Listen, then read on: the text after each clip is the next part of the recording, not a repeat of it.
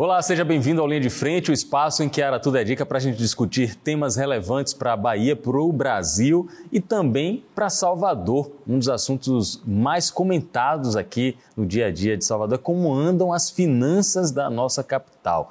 E para falar sobre isso, a gente recebe a secretária da Fazenda do município, a Giovana Victor, que é nascida em Brasília, no Distrito Federal, mas é cidadã soteropolitana, não é isso, Giovana? Com muito orgulho, Pablo. Seja bem-vinda aqui no Linha de Frente. Obrigada. Depois de 4 anos ter esse reconhecimento dessa cidade tão maravilhosa, para mim é um motivo de muito orgulho e muita responsabilidade. Muita responsabilidade. Giovana tem uma trajetória que se confunde com as questões de política pública. Ela é formada em política pública, tem mestrado, tem especialização internacional na área, inclusive, e já foi secretária da Fazenda de um município grande como Niterói e foi convidada para a missão aqui em Salvador. Você já disse 4 anos aqui. Você está satisfeita com o trabalho e com a convivência na nossa capital?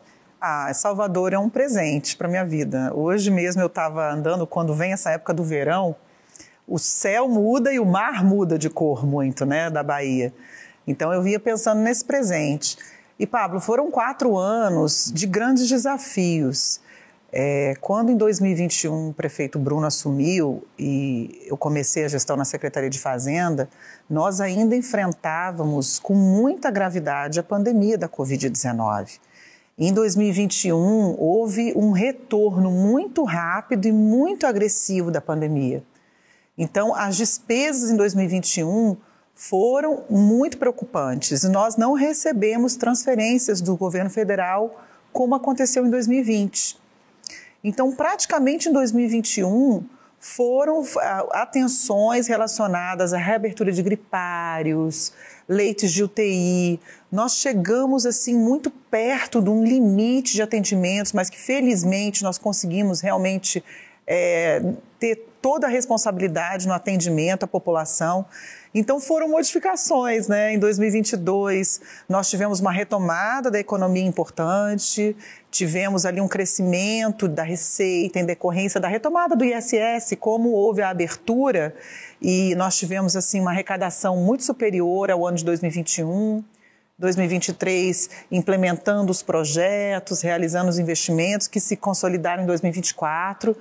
Tivemos um aumento no orçamento de 2021 de 8 bilhões e meio para agora, em 2025, encaminhando 12 bilhões e meio, Pablo, sem aumento de impostos. Isso que eu queria entender, porque vocês conseguem elevar a receita em praticamente 50%, sem que as alíquotas de imposto sejam elevadas nesse patamar. Qual é a fórmula mágica para isso? Não tem mágica e nem tem bala de prata. O que tem é um trabalho no dia a dia de gestão da receita, com modernização tecnológica, com diminuição de desperdícios, racionalização da cobrança. Para melhora no atendimento na Secretaria de Fazenda, a gente percebe que a comunidade consegue acertar suas dívidas de uma forma mais tempestiva, mais rápida. Porque nós sabemos, Pablo, que ninguém quer ficar devendo. As pessoas querem se acertar, mas às vezes encontram algumas barreiras. Em 2023, nós tivemos um PPI, que é o nosso Refis aqui. O Refis teve mais de 50 mil contribuintes ajustando as suas dívidas. É um número significativo. Muito, foi o maior Refis da história da cidade. Isso porque já herdamos um pouco da pandemia ainda em 2021 e conseguimos então trazer benefícios e um atendimento que a população realmente conseguiu se organizar. Isso para a gente é um motivo de satisfação, porque nós funcionamos de uma forma mais digamos assim, previsível, racional. Tivemos também um crescimento da economia. Como os investimentos foram muito significativos, nos últimos 4 anos nós investimos 5 bilhões de reais na cidade. Isso aí gera economia, gira, é gente que recebe salário, que compra no mercadinho, que coloca o filho no inglês, que contrata uma escola, que tem um plano de saúde, e isso tudo vai aquecendo a área de serviços. O nosso setor de turismo está muito aquecido durante todo o ano. O grande projeto do prefeito Bruno Reis era que a área de turismo funcionasse nos 12 meses do ano. Isso é muito legal mesmo, porque a taxa de ocupação hoteleira, independentemente do verão, continua em patamares elevados, e aí tem turismo de negócios, tem turismo religioso, tem turismo esportivo, várias vertentes que Salvador começa a ocupar. Eu queria abordar muitos assuntos aqui, tem muitas coisas para a gente falar, e eu vou lembrando de alguns porque são dúvidas minhas e provavelmente dúvida de quem assiste. Por exemplo, eu vejo a oposição ao prefeito eventualmente reclamando: todo dia o prefeito pede empréstimos. É ruim para a prefeitura contrair empréstimos, ou quais as condições que fazem com que a prefeitura, e no caso a secretária, dê o sinal verde? Olha, esse empréstimo aí é bacana para a gente. Pois não, é importante a gente esclarecer isso para a população. Quando a gente faz um pedido de empréstimo, a gente se endivida. Então, a primeira pergunta que a população tem que fazer é: vai se endividar para quê? Porque quando você está na sua casa, você não pode se endividar para pagar, por exemplo, o seu aluguel. Porque uma hora aquela receita do seu empréstimo vai acabar e o seu aluguel vai continuar vindo. Então, você faz um empréstimo para quê? Para fazer uma reforma na cozinha. Porque ela tem começo, meio e fim, ela torna a sua cozinha melhor e valoriza a sua casa. Então, a gente primeiro toma empréstimo para fazer investimentos que vão ficar de forma permanente na nossa cidade, valorizando bairros, melhorando a acessibilidade, melhorando a mobilidade de Salvador.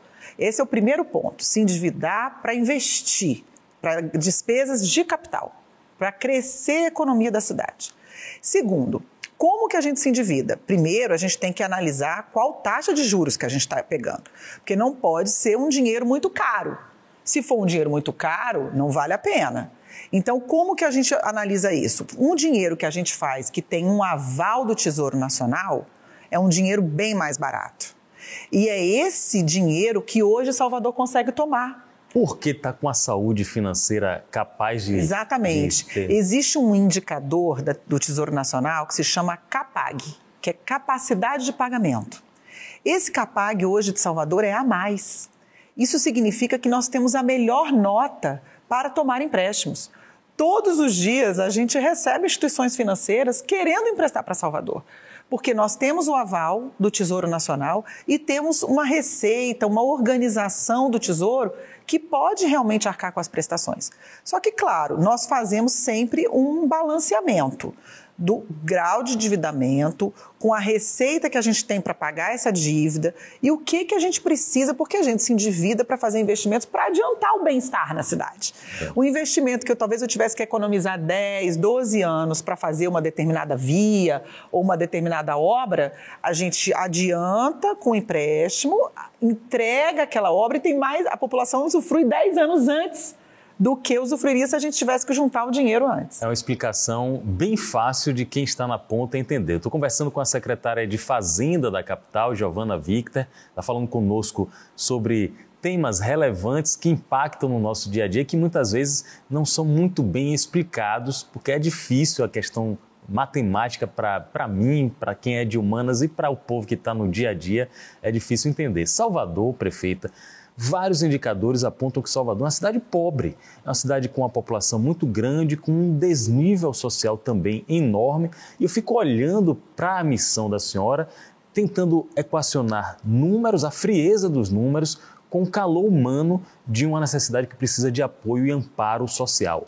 É difícil, por exemplo, em comparação com Niterói, lidar com Salvador? Tem uma diferença fundamental, que Niterói tem uma receita extraordinária de royalties de petróleo, que não decorre necessariamente da sua arrecadação. Então, é uma cidade que não depende somente dos seus impostos, porque recebe uma compensação financeira pela exploração do pré-sal muito alta. Então, é uma cidade realmente que tem uma receita completamente fora da curva em relação ao Brasil, mas especificamente Niterói. Eu entendo que Salvador guarda as características do Brasil, que é a desigualdade, que é a necessidade de aumentar o bem-estar da população, principalmente a mais vulnerável, prestando serviços de qualidade de saúde, de educação, uma educação de qualidade, com equipamentos bem organizados, com os professores bem remunerados. Entendemos que as crianças na creche são um valor para a cidade, então nós temos programas para inserção também na infância. esse é o grande desafio. O desafio de Salvador é o desafio do Brasil, de você realmente dar a atenção para a população que mais precisa. Temos em Salvador um grande desafio de política pública que não é só nosso, que é do transporte coletivo urbano. O financiamento do transporte coletivo é um passivo que o Brasil tem que resolver.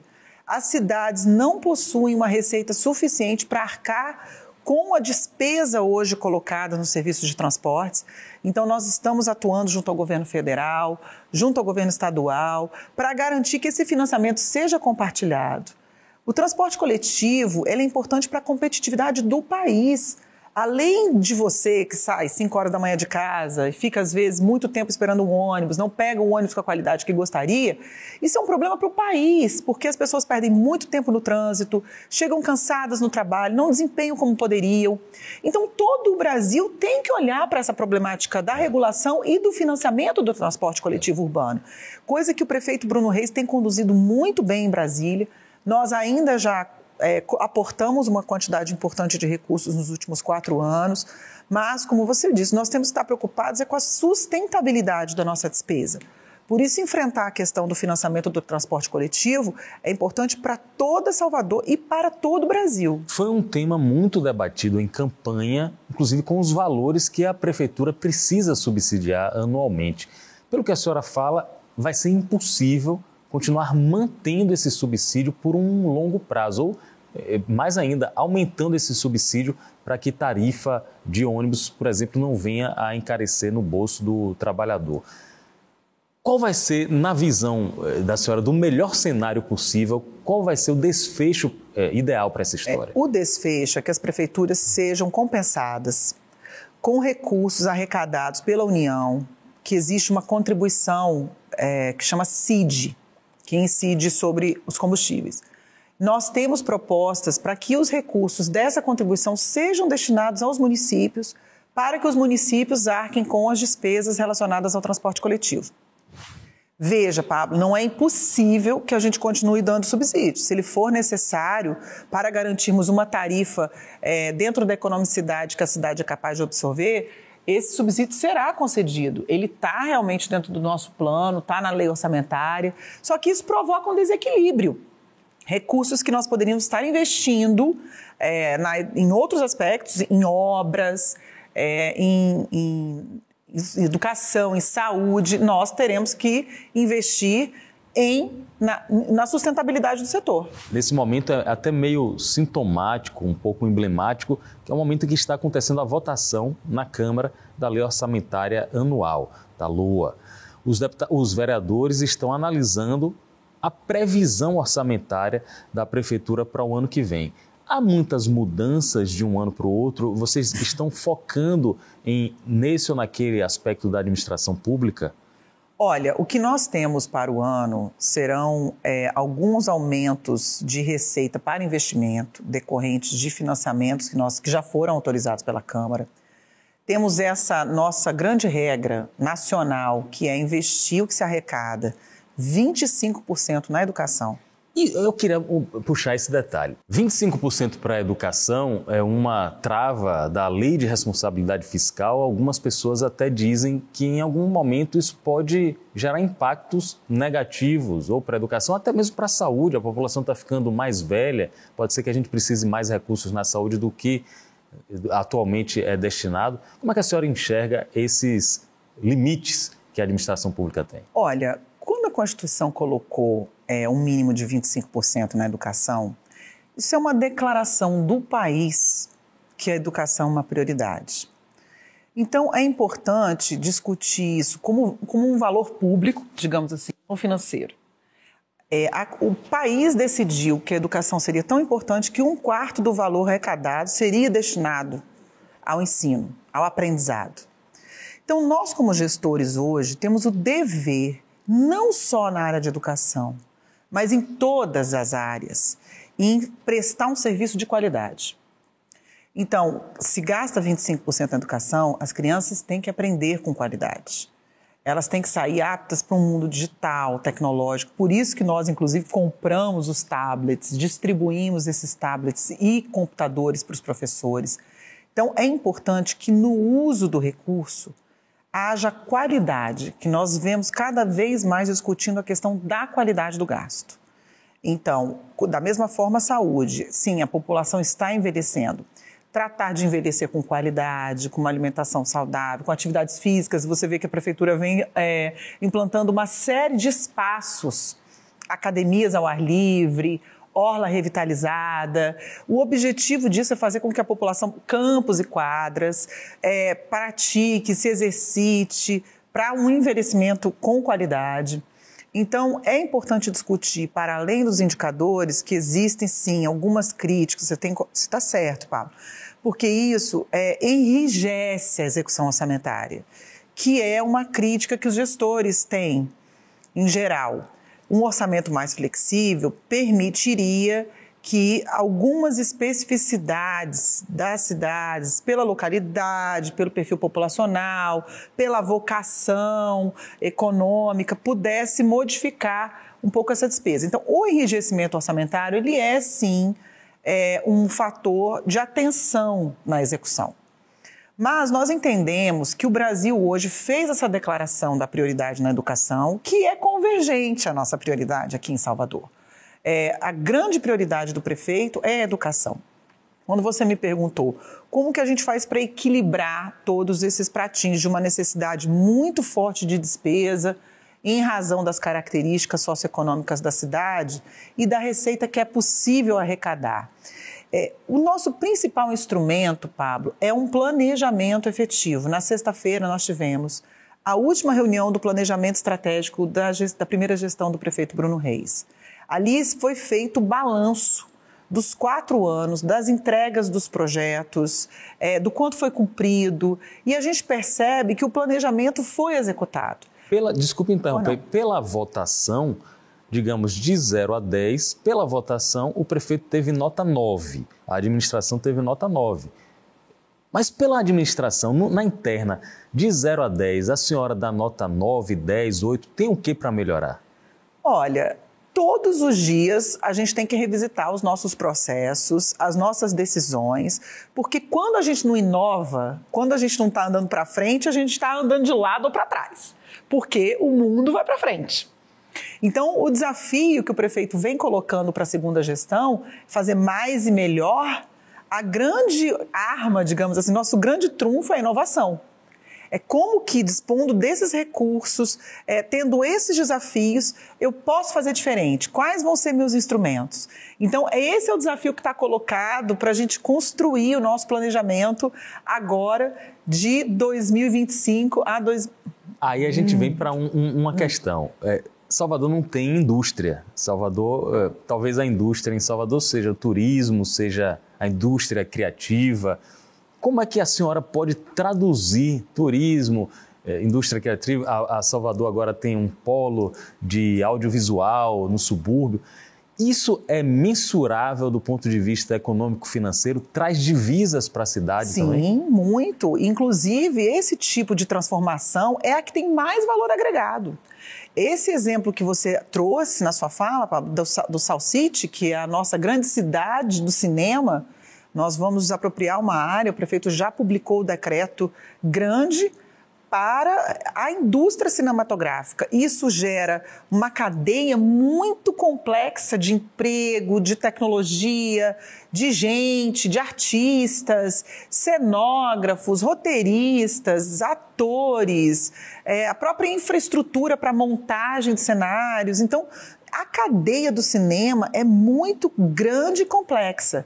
Então, traz muito valor agregado, uma indústria limpa, é uma indústria criativa que está muito aderente. E quando a gente fala de vocação, de vantagem comparativa, é disso que nós estamos falando.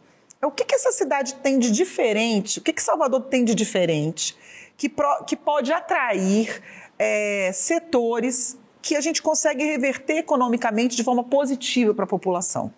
Então, nós temos, sim, o setor de logística, que nós temos hoje grandes polos logísticos sendo implementados na cidade, a área portuária.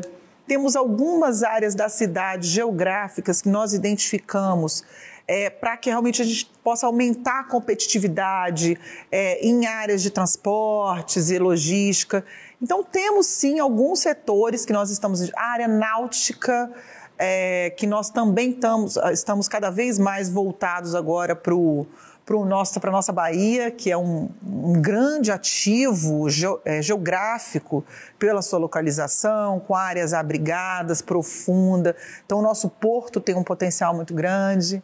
Enfim, temos sempre muito a fazer, mas a população pode ter certeza. Nós estamos sempre atentos ao que tem de oportunidade, ao que tem de chance, ao que tem de novo.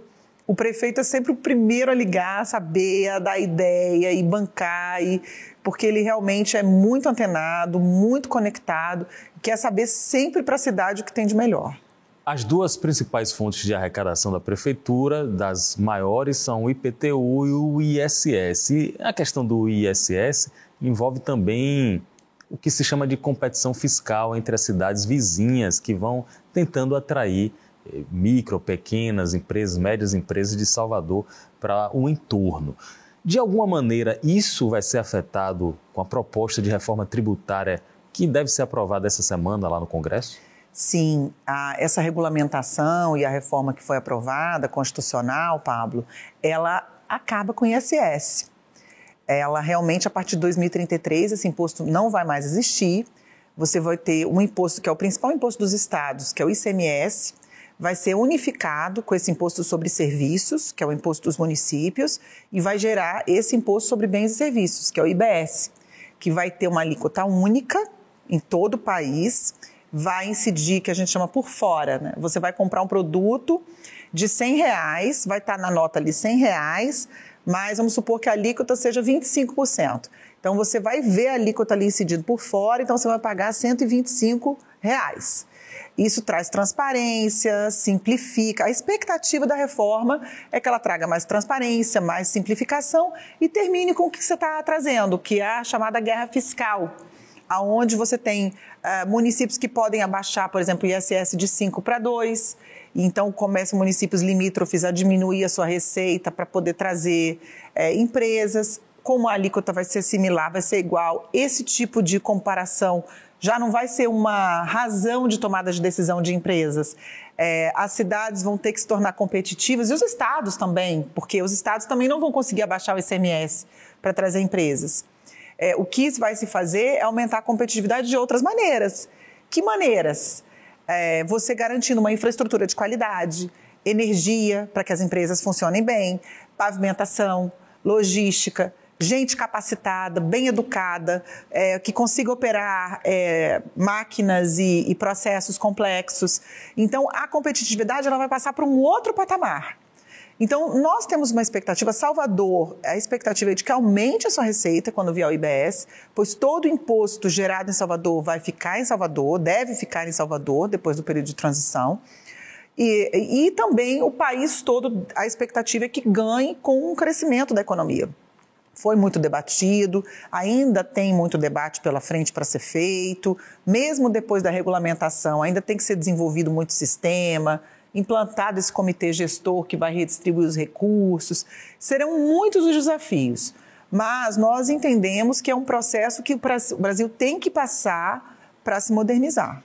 A secretária de Fazenda de Salvador, Giovana Victor, é nossa convidada aqui no Linha de Frente. Eu preciso perguntar também sobre a dimensão nacional e os impactos que decisões nacionais têm na estrutura da administração pública local. O seu análogo na Fazenda nacionalmente é o ministro Fernando Haddad. E ele foi a pessoa, o personagem ungido para declarar à nação algumas medidas que potencialmente seriam de corte de gastos, mas ficou, digamos, secretária, no meio de um caldeirão que não dava para definir se era corte de gastos, se era aumento de gastos, se era renúncia fiscal, por exemplo, isenção de imposto de renda para quem ganha até R$5.000 por mês. Esse tipo de decisão impacta no cofre da prefeitura, secretária? Olha, a política fiscal é a política que decide quanto o governo vai gastar, se vai ser mais expansionista, se vai ser mais contraída. Então, isso realmente afeta a economia como um todo. Justamente quando se restringe as despesas do governo, se pretende segurar um pouco a velocidade da economia para segurar a inflação. Tradicionalmente no Brasil, a gente vem segurando a inflação por meio das taxas de juros. É meio artificial isso, não é, secretária? É uma pena. Inclusive, existe uma polêmica entre os economistas se é um instrumento efetivo para segurar a inflação, já que a nossa economia já está operando ali praticamente no nosso limite. Nós não temos capacidade ociosa na nossa economia. Então, isso não seguraria a demanda, que seria originalmente o objetivo do aumento dos juros. Mas os juros vêm funcionando no Brasil como um ajuste de expectativas também. Porque, como às vezes há uma questão de confiança instalada, quando os juros acaba sendo o último instrumento no final de uma linha de pactuação para sinalizar para o mercado que o capital será remunerado, enfim, que a economia não vai crescer tanto. As nossas taxas de juros são muito altas, são equivalentes a países em guerra. Então, isso é realmente é lamentável para o país, uma taxa de juros desse tamanho. E a população de baixa renda talvez seja a que mais sofre com isso? Sabe? Sofre porque, primeiro, a gente teve uma inflação muito forte, né? Nesses últimos 12 meses, a gente não esperava uma inflação de 4,87%. Ela foi um pouco decorrente até desses sinais trocados, o que gerou um câmbio muito alto, que pressiona, sim, a inflação, né? O dólar, infelizmente. Ele não está dissociado dos outros indicadores da economia. Então, para segurar essa inflação muito alta, que é essa sim, a inflação é que atinge em cheio a população mais vulnerável. Essa deve ser uma obsessão, segurar a inflação baixa no país. Porque é isso, a gente estava falando do IPTU. Né? Você não perguntou. Sim, vamos lá. A pergunta do milhão. Gente, no próximo ano nós vamos receber o boleto do IPTU e vai ter um valor diferente em 2025 em relação a 2024. Só que a secretária diz o seguinte: Pablo, não há aumento real, mas a população vai perceber um número acima do que pagou nesse ano corrente agora.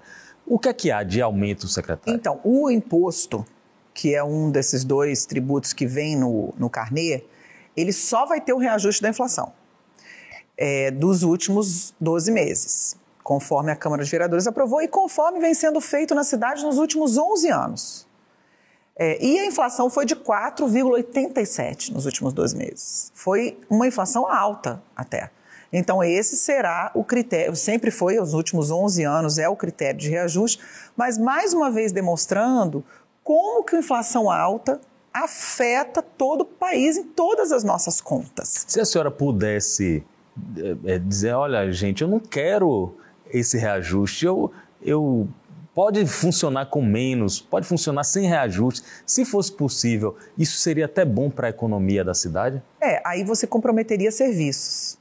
Hoje nós temos um equilíbrio muito justo no nosso orçamento, com as necessidades de custeio da cidade, educação, saúde, iluminação, lixo, limpeza, uma série de serviços que a prefeitura presta hoje e a nossa receita. Não tem sobra, está empatado ali. E esses todos aqui vão ter o reajuste da inflação, porque funcionam com pessoas. Nossa folha de pagamento de professores, médicos, enfermeiros, nós temos as suas a data base e o salário é reajustado minimamente pela inflação. Então, nós temos que ter uma receita compatível à inflação. A inflação, infelizmente, é ela que move a economia, né? É isso. Os salários vão aumentar, os insumos vão aumentar minimamente pela inflação. Então, se eu não dou um aumento real, que é o que a gente fala, né? Não haverá aumento real. O aumento vai ficar a mesma receita de IPTU. Para arcar com as despesas. A partir do momento que eu não faço um reajuste pelo IPTU, eu vou gerar um desequilíbrio, porque as minhas despesas vão ser reajustadas. Não tem como reajustar o salário do professor adequadamente, ou é obrigado a reajustar? Cumprir com os compromissos, né? Nós temos que cumprir com os compromissos para continuar prestando um serviço de qualidade. Tudo bem. A secretária de Fazenda de Salvador, Giovana Victa, está conversando conosco a respeito das questões das finanças públicas. Ela é especialista em políticas públicas e está aqui há 4 anos fazendo a gestão das finanças da administração municipal. Secretária, recentemente a senhora representou o prefeito em uma reunião com representantes do G20, O que é que a senhora levou de Salvador para os representantes das 20 potências do mundo? Então, houve uma reunião que subsidiou esses líderes com as demandas das grandes cidades do mundo. Então, nós estivemos com o prefeito de Oslo, Paris, Rio de Janeiro, Dublin, enfim, várias cidades de todo o planeta, aonde fomos colocando as agendas principais. E a principal colocada neste ano, Pablo, foi o financiamento para mitigarmos os impactos das mudanças climáticas nesses grandes centros urbanos. Salvador está no ápice do risco de grandes eventos climáticos. Nós estamos no hemisfério sul, nós estamos na beira do mar e com uma topografia muito acidentada. Então, eu diria assim que nós estamos no extremo, com uma área de favelas importante. Então, nós estamos no extremo do risco. Então, isso traz, para quem faz política fiscal em cidade, sempre um dilema, Pablo. Se, por um lado, eu tenho que investir em obras de contenção de encostas, em drenagem, enfim, para garantir a segurança da população, por outro lado, eu tenho que ter uma poupança mínima para o dia que acontecer um acidente, a gente possa resgatar as pessoas, vídeo que aconteceu no Rio Grande do Sul. O Rio Grande do Sul, você vê, Porto Alegre, vamos falar de uma cidade, né? Teve um problema numa manutenção de bombas, que, ok, dizem que não seria suficiente aquelas bombas para segurar o rio, mas elas não estavam com a sua manutenção em dia, provavelmente porque naquela cidade houve uma opção ou uma necessidade de se fazer os investimentos em outras coisas que não na manutenção das bombas, e aí houve uma gravidade muito grande de uma enchente na cidade inteira. Então, o que nós temos discutido é esse balanço entre a necessidade de investimento para mitigar os efeitos das mudanças climáticas e uma bolsa de poupança, de um fundo emergencial, para que, se no caso de ocorrência de eventos extremos, a gente possa recorrer para atender a população e ter condição de responder rapidamente. E como é que os europeus recebem esse tipo de demanda? Eles são amistosos, sensíveis a isso? Olha, eu acho que o mundo já percebeu que não existe escolha, porque até na Espanha tinha acabado de ter em Valência uma grande enchente assustadora. Você tem incêndios na Califórnia, que também já são consequência dessas mudanças climáticas. Então, o mundo ele já reconheceu as ocorrências. Eu acho que já reconheceu o problema. O que ainda não reconhece na rapidez, na efetividade que deveria, é a forma de lidar com ele. E, principalmente, é quem vai pagar essa conta. Porque, certamente, não foram os países do Sul menos desenvolvidos que fizeram com que a gente chegasse a esse ápice de gravidade de aquecimento global.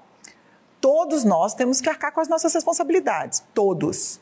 Então, quando chega na pergunta como vamos pagar essa conta e de que forma esse dinheiro será disponibilizado, em quais condições, qual vai ser a flexibilidade, como isso vai impactar nas regras fiscais. Então, essa foi a principal questão que foi debatida lá no G20. Antes de terminar, eu preciso aproveitar a opinião de uma especialista para trazer um tema que é muito colocado pelo presidente da República. O presidente Lula, ele sempre que ele tem a oportunidade, ele fala, olha, tem algumas despesas que a gente não pode considerar como despesas, a gente tem que considerar como investimento.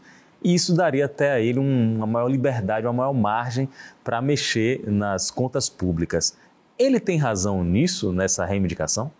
Olha, quando o presidente fala que isso é um investimento para o futuro, quando a gente está falando, por exemplo, a educação é um investimento para o futuro, claro, ninguém pode discordar disso. Mas na planilha... Isso é um investimento para o futuro?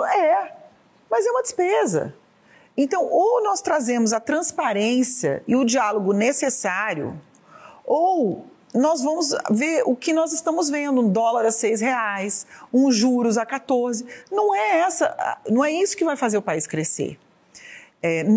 De fato, quando o presidente fala é um investimento, claro que é. Eu acabei de dizer, nós não vamos mais ter uma competitividade com guerra fiscal, depois da implantação do IBS. Qual vai ser a grande competitividade das cidades, dos estados brasileiros? Educação, é gente preparada para trabalhar, mão de obra qualificada. Então, é isso que nós queremos. Isso, claro que é um valor para todos nós. Agora, é uma despesa.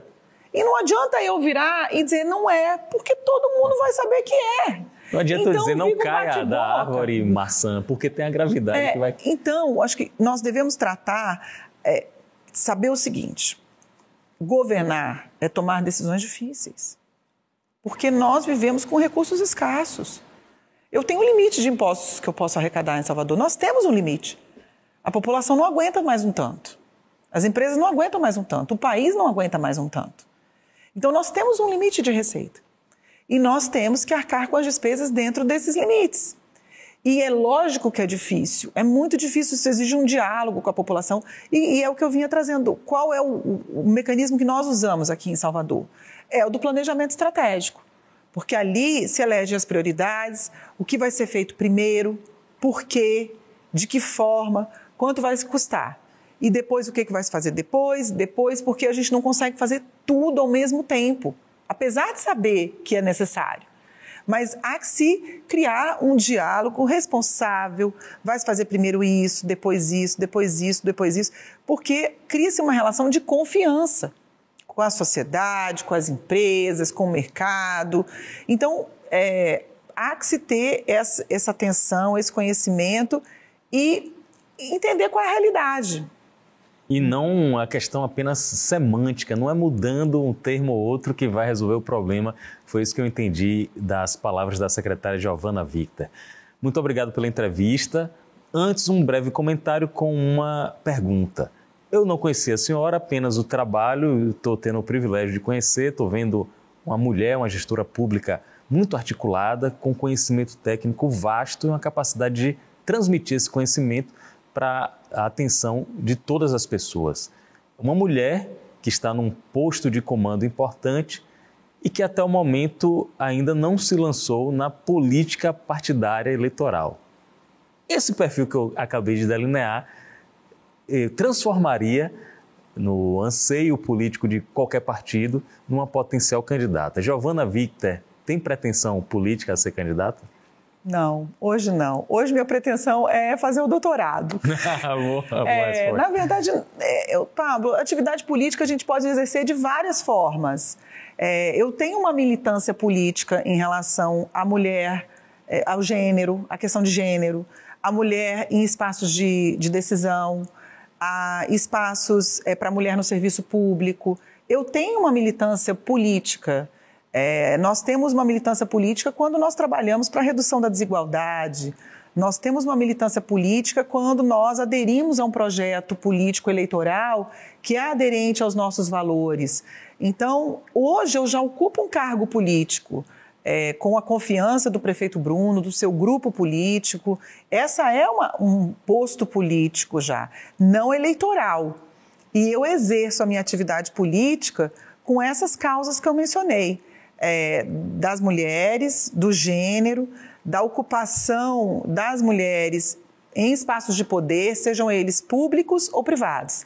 Então, eu tenho uma militância, quem me conhece sabe que eu milito um pouco nessa área, esse é o meu, digamos assim, um propósito importante que eu tenho na minha atuação, mas como finalidade, quando eu trabalho para a redução de desigualdades, com a utilização do recurso público com responsabilidade, com a eficiência do gasto público, com a eficiência na prestação dos serviços públicos, nem que sejam aqueles relacionados à arrecadação, que é um serviço público também, tributar, né, fazer com que os carnês cheguem, disponibilizar pela internet, atender um contribuinte respeitosamente.